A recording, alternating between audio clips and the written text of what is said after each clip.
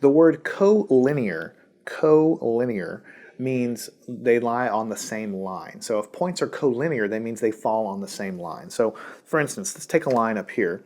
I'll just draw a line, a random line up here. There's my line. All right, and then I'll grab a, let me fix this real quick, and then I will grab another color. All right, so if this is a point on the line, and if this is a point on the line, and let's say this is a point on the line, so those are, let's say, 3 points. I could pick more points. These are what we call collinear. Collinear. Because all of these points lie along the same line. Okay, that's what we call collinear. Now let me give you an example of some points that are not collinear. So let's take a different line, different slope and all that stuff. I'll draw it down below here. Let's say if I had 3 points, let's say I had 1 point here on the line, and then 1 point here on the line, and then I had a point up here. Are these 3 points collinear or not? No, they're not, because of course there's no line that I can draw that's going to go through all 3 of them. It's impossible. So these 3 points we say are not collinear. So, not collinear. So graphically, it's really easy to see when things are collinear or not, but how do you calculate it? What you're typically going to be given is you're going to be given some points.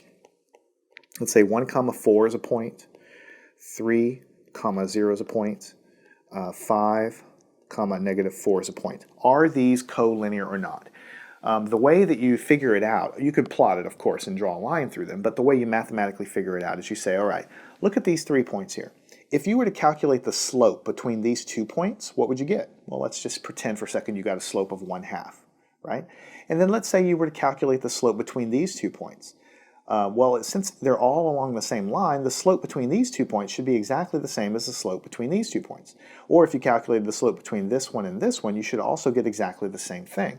So when points are collinear, the slope that you calculate between any of those points is always going to be the same because they're all on the same line, right? Now compare it with this. If I calculate the slope between these 2 points right here, I'm going to get a different slope than if I calculate the slope between these 2 points.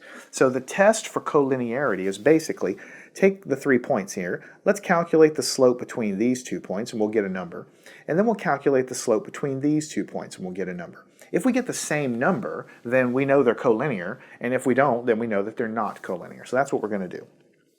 So the way you're going to handle this to keep it straight, we'll call this, we're going to calculate the slope between these two, we'll call it M1, and we'll calculate the slope here between those 2 points, we'll call it M2. So let's go ahead and calculate M1 and M2. So M1 is y minus y1 over x minus x1. It's a difference in the y's, difference in the x's.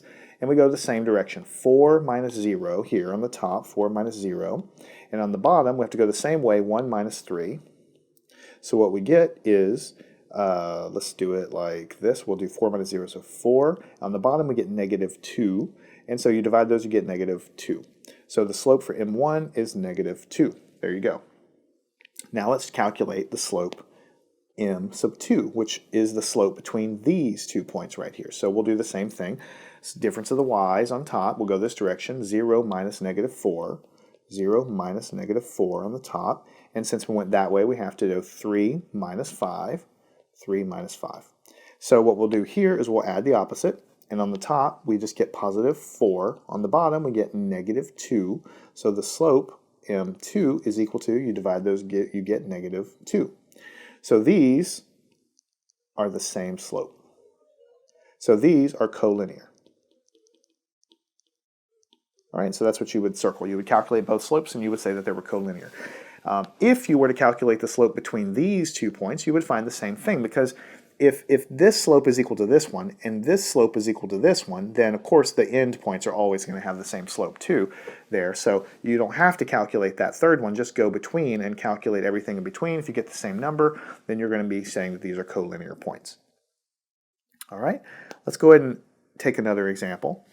I'll give you 3 additional points. Let's say negative 5, 9, negative 1, 1, and 1, negative 4.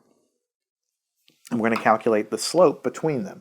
Now we're going to call this one M1, and we'll call this one M2, just to keep it clear.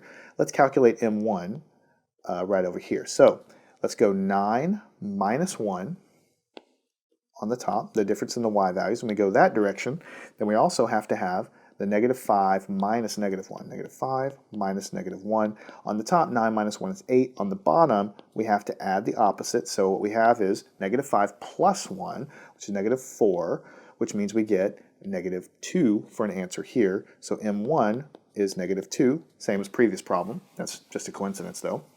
And now let's go calculate M sub 2 between these 2 points. So what we'll do is we'll say, for this one, we'll go 1 minus the -4, 1 minus -4 on the top, and on the bottom, it will be -1 minus 1, -1 minus 1. So what we will have is adding the opposite, just like that, on the top, and so what we will get on the top, 1 plus 4 is 5. On the bottom, what is -1 minus 1? It is -2. So on the bottom, we get -2. So you see what we have here in this case is that the slope between the second 2 points is -5 halves. And so these guys are not collinear because they are not, you don't have the same slope between them. These guys are basically not the same. So that's the concept. The general concept, points that fall along the same line are collinear. In order to test for that, we just calculate the slope between pairs of points. If we get the same number, we say they're collinear. And if we have an outlier like this, we're going to be getting different slopes, which is kind of a similar situation to what we have there. So if you plot these on a graph, you're going to find out that they do not fall along a line. And I can leave that as an exercise for you to do. Make sure you understand this. I can't say it's the most central topic in algebra, but it's a application of using the slope formula that is used. So make sure you understand this, and then follow me on to the next lesson where we're going to dive back into the equation of a line and continue studying that extremely important topic in algebra. Learn anything at mathandscience.com.